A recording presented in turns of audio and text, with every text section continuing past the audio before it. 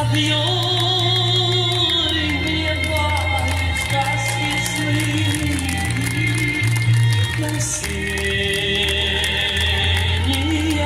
про тайны,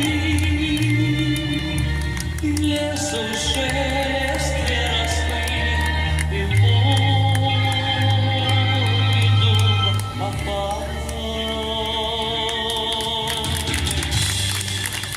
Только у тройках.